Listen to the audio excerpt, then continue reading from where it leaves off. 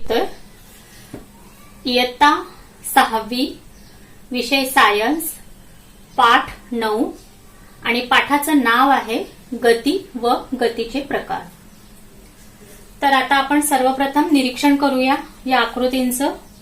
इथे आपल्याला या आकृतीमध्ये सर्व गतिमान वस्तू दिसत आहे।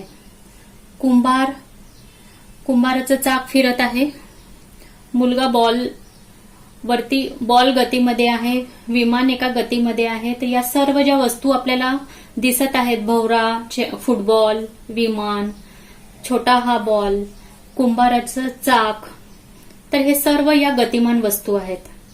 तर आपल्याला रोजच्या जीवनात अनेक वस्तूंमध्ये हालचाल होताना दिसते। तर या हालचाल होणाऱ्या वस्तू गतिमान आहेत असे आपण म्हणतो। तर आता या आपण वरील चित्रात आपण कोणत्या वस्तुमान गतिमान अवस्थेत दिसत आहे, त्यांच्या गतीमध्ये कोणते फरक दिसतात, तर आता आपण त्याविषयी चर्चा करूया। तर गती, सर्वप्रथम गती काय आहे आणि गतीचे प्रकार काय आहेत। तर बसची वाट पाहत बस थांब्यावर थांबले असता इतर वाहने गतिमान स्थितीत पळताना आपल्याला दिसतात, किंवा आपण गतिमान असताना स्थिर वस्तू गतिमान झाल्याचे आपल्याला भासते।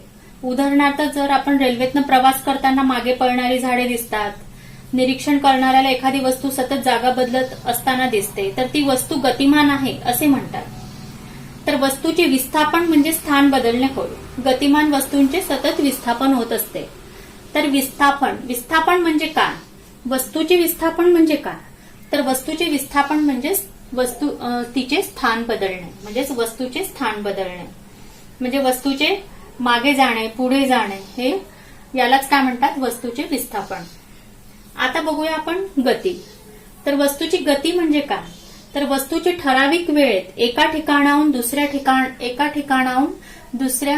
ठिकाणी होणारे विस्थापन म्हणजे स्थान बदलणे, म्हणजेच त्या वस्तूची गती होय। तर वस्तूचे ठराविक वेळेत एका ठिकाणापासून दुसऱ्या ठिकाणी होत असलेले विस्थापन याला काय म्हणतात, वस्तूची गती असे म्हणतात। आता या गतीचे प्रकार बघा। गतीचे दोन प्रकार आहेत। पहिला प्रकार आहे रेषीय गती आणि दुसरा प्रकार आहे नैक रेषीय गती। तर रेषीय गतीमध्ये सुद्धा दोन प्रकार आहेत, रेषीय एकसमान गती आणि रेषीय असमान गती। परत एकदा वाचते, रेषीय एकसमान गती आणि रेषीय असमान गती, हे झाले दोन प्रकार रेषीय गतीचे। नैक रेषीय गतीचे प्रकार बघूयात। तर नैक रेषीय गतीचे प्रकार आहेत आंदोलित गती, वर्तुळाकार गती, यादृच्छिक गती आणि नियतकालिक गती। तर आता आपण सविस्तरपणे रेषीय गती आणि त्याचे प्रकार याविषयी जाणून घेऊया। त्यानंतर नैक रेषीय गती आणि त्याचे जे 4 प्रकार आहेत गतींचे, नैक रेषीय गतींचे, आंदोलित गती, वर्तुळाकार गती, यादृच्छिक गती आणि नियतकालिक गती, तर हे सविस्तरपणे आता आपण समजून घेऊया। तर सर्वप्रथम आपण समजून घेऊया रेषीय गती। तर आता आपण हे चित्रामध्ये बघतोय, रेषीय गतीचे उदाहरण चित्र दिलेले आहेत। रेल्वे गाडी, कार, तर ही रेषीय गतीचे उदाहरण आहे। हा जो मुलगा बॉल खाली सोडत आहे, हे सुद्धा रेषीय गतीचं उदाहरण आहे। तर आता रेल्वे गाडी व रस्त्यावरून येणारी जाणारी गतिमान वाहने ही एका सरळ रेषेत अथवा एकाच दिशेने येत असतात। यावरून एकाच रेषेत वस्तूचे विस्थापन होत असेल तर त्या वस्तूची गती रेषीय गती आहे असे आपण म्हणतो। खुर्चीवर उभे राहून एक चेंडू हातातून खाली सोडून दिला, चेंडू हातातून खाली, आपण बघत आहे चित्रामध्ये, हातातून खाली सोडून दिला तर तो जमिनीवर पडतो। यावरून काय लक्षात येते, यावरून चेंडूची रेषीय गती लक्षात येते। तर रेषीय गती आता आपण बघतोय की संचलन करणाऱ्या सैनिकांची गती, जे आपण 15 ऑगस्टला 26 जानेवारीला आपण सैनिकांचं संचलन बघतो। तर संचलन करणाऱ्या सैनिकांची गती आणि बागेमध्ये घसरगुंडीवरून घसरणाऱ्या मुलीची गती, आता आपण यांच्यात तुलना करूया। तर संचलन करणाऱ्या प्रत्येक सैनिकांची गती सतत एकसारखी असते। आपण बघितलेलं आहे टीव्हीवर की संचलन करणाऱ्या सैनिकांची गती ही एकसारखी असते, त्यात थोडाही फरक दिसत नाही। परंतु घसरगुंडीवरून घसरणाऱ्या मुलीची गती मात्र एकसारखी दिसून येत नाही. तर मुलगी घसरगुंडीवरून वेगाने खाली येते, कारण तिची गती सतत वाढत जाते. सैनिकांच्या संचलनाची गती ही रेषीय एकसमान गती आहे. तर सैनिकांच्या संचलनाची गती ही काय आहे? रेषीय एकसमान गती आहे, कारण गतीमध्ये कोणत्याही प्रकारचा बदल दिसून येत नाही. तर घसरगुंडीवरून घसरणाऱ्या मुलीची गती कशी आहे? रेषीय असमान गती आहे, कारण त्या मुलीच्या घसरण्याच्या याच्यात तिची गती वाढत जाते, त्याच्यामुळे ती गती कशी आहे? रेषीय असमान गती. तर रेषीय गतीचे दोन प्रमुख प्रकार, रेषीय एकसमान गती आणि रेषीय असमान गती. तर रेषीय एकसमान गती म्हणजेच थोडक्यात की एकक कालावधीत एका सरळ रेषेत जाणाऱ्या वस्तूने केलेले अंतर जेव्हा सतत सारखेच असते तेव्हा त्या गतीला रेषीय एकसमान गती असे म्हणतात. म्हणजे एकक कालावधीत एका सरळ रेषेत जाणाऱ्या वस्तूने केलेले अंतर जेव्हा सतत सारखेच असते तेव्हा त्या गतीला काय म्हणतात? रेषीय एकसमान गती. आणि त्याचं उदाहरण सैनिकांचं संचलन. नंतर रेषीय असमान गती. तर रेषीय असमान गती म्हणजेच एकक कालावधीत एका सरळ रेषेत जाणाऱ्या वस्तूने पार केलेले अंतर जेव्हा सतत बदलते तेव्हा त्या गतीस काय म्हणतात? रेषीय असमान गती.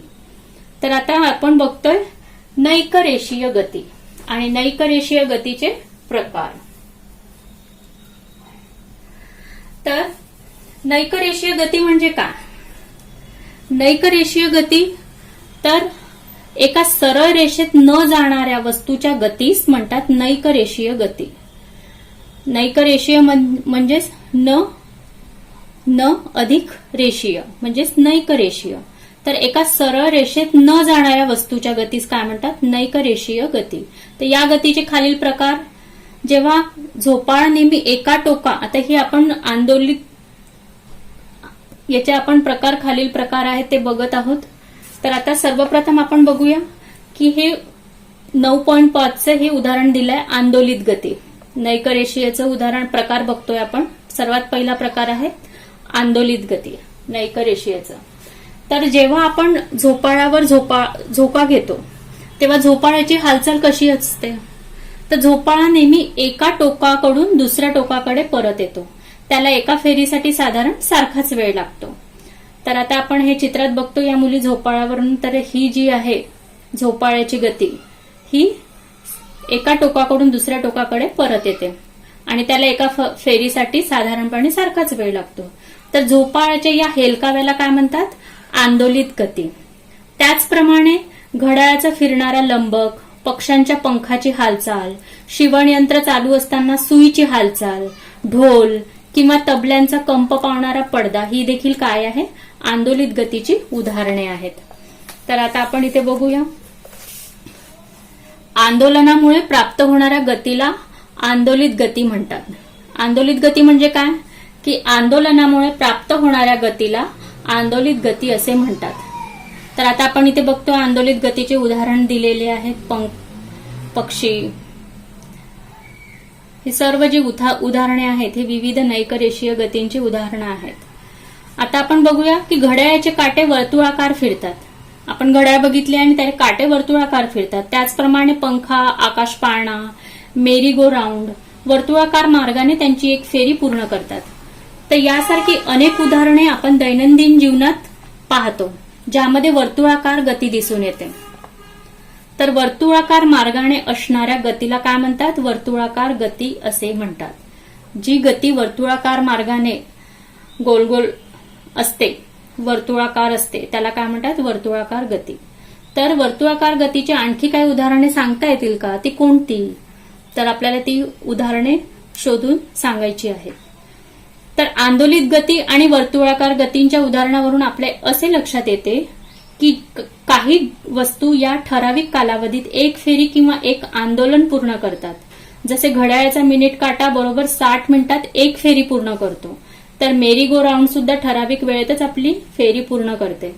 तर वस्तूंमधील या गतीला काय म्हणतात? नियतकालिका गती. तर नियतकालिका गती ज्या गतीमध्ये गतिमान वस्तू ठराविक वेळेनंतर एका विशिष्ट बिंदूतून पुन्हा पुन्हा जाते, ज्या गतीमध्ये गतिमान वस्तू ठराविक वेळेनंतर एका विशिष्ट बिंदूतून पुन्हा पुन्हा जाते, तर त्या गतीला काय म्हणतात? नियतकालिका गती. तर आपण ही मुलगी बघते, ही मेरी गो राऊंड करते आहे, म्हणजेच ही नियतकालिका गती करते आहे. तर आता आपण बघूया यादृच्छिक गती. यादृच्छिक गती म्हणजे काय? आता आपण ही बघा, बागेत खेळणारी मुलं आपण बघतो, फुलपाखरं, झाडांवरून फुलांवरून इकडे तिकडे उडणारी फुलपाखरं, फुलपाखरांच्या मागे धावणारी मुले, तर ही सर्व काय आहे? यादृच्छिक गतींची उदाहरणे आहेत. तर ज्या गतीची दिशा व चाल सतत बदलत असते त्या गतीला काय म्हणतात? यादृच्छिक गती. तर बागेतील फुलपाखरांच्या मागे धावताना तुम्ही एका निश्चित मार्गावरून किंवा एकाच दिशेने धावता का? तर नक्कीच नाही. फुलपाखरू सतत एका फुलावरून दुसऱ्या फुलावर जाते, त्याच गतीला कोणतीही निश्चित दिशा नसते. अशा गतीला काय म्हणतात? यादृच्छिक गती. आणि फुटबॉल खेळातील खेळाडूंची गती सुद्धा याच प्रकारची असते. रांगणारे बाळ, भटकी जनावरे, या सर्वांची गती कशी असते? यादृच्छिक. यादृच्छिक गतीमध्ये काय असते? गतीची दिशा व चाल सतत बदलत असते आणि त्या गतीला काय म्हणतात? यादृच्छिक गती.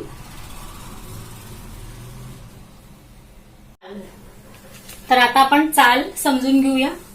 चाल म्हणजे एखाद्या वाहनाचा ताशी वेग शोधून काढण्यासाठी आपल्याला त्या वाहनाचा वेग आणि अंतर कापण्यासाठी लागलेला वेळ यांचे गुणोत्तर लक्षात घ्यावे लागेल. एखाद्या वाहनाचा ताशी वेग शोधून काढण्यासाठी आपल्याला त्या वाहनाचा वेग आणि अंतर कापण्यासाठी लागलेला वेळ यांचे गुणोत्तर लक्षात घ्यावे लागेल. तर एकक कालावधीत वस्तूने पार केलेल्या अंतरास त्या वस्तूची चाल असे म्हणतात. तर चालचं एकक कालावधीत वस्तूने पार केलेल्या अंतरास त्या वस्तूचे चाल असे म्हणतात. तर चाल बरोबर पार केलेले अंतर भागीला अंतर पार करण्यास लागणारा वेळ. आणि याचे एकक काय आहे? किलोमीटर किंवा तास किंवा मीटर किंवा सेकंद. तर एखादी वस्तू गतिमान असताना तिला एकाच प्रकारची गती असेल असे नाही. जर एक बस सोलापूर ते पुणे असे सुमारे 200 किलोमीटर अंतर 5 तासात ती पार करते, तर बस एका तासात किती अंतर पार करते? तर हे उदाहरण सोडवताना आपण पार केलेले अंतर आणि ते अंतर पार करण्यास लागणारा वेळ, बसनी पार केलेले अंतर आणि ते अंतर पार करण्यास लागणारा वेळ यांचे गुणोत्तर काढतो. आणि या गुणोत्तरावरून आपल्याला बसने एकक कालावधीत पार केलेले अंतर मिळते. तर लक्षात आलं आपल्या चाल म्हणजे काय? चाल म्हणजे वस्तूने पार केलेल्या अंतरास त्या वस्तूची चाल असे म्हणतात. आणि चाल बरोबर काय आहे की त्या वस्तूने पार केलेले अंतर आणि अंतर पार करण्यास लागणारा वेळ. तर हे त्याचं सूत्र आहे. आणि एकक काय आहे? किलोमीटर किंवा तास किंवा मीटर किंवा सेकंद. तर बच्चे पार्टी, आज आपण गती व गतीचे प्रकार यामध्ये काय काय शिकलो याची परत एकदा उजळणी करूया. तर गतिमान वस्तू सतत जागा बदलत असते. रेषीय एकसमान, रेषीय असमान, आंदोलित, वर्तुळाकार, नियतकालिक आणि यादृच्छिक हे काय आहे? गतीचे विविध प्रकार आहेत. एकक कालावधीत वस्तूने पार केलेल्या अंतरास त्या वस्तूची चाल असे म्हणतात. एकक कालावधीत वस्तूने पार केलेल्या अंतरास त्या वस्तूची काय म्हणतात? चाल असे म्हणतात. तर एका विशिष्ट अंतर पार करण्यास किती वेळ लागेल हे त्या वस्तूच्या चालीवर अवलंबून असते. तर बच्चे पार्टी, इथेच आपला गती व गतीचे प्रकार हा पाठ संपलेला आहे.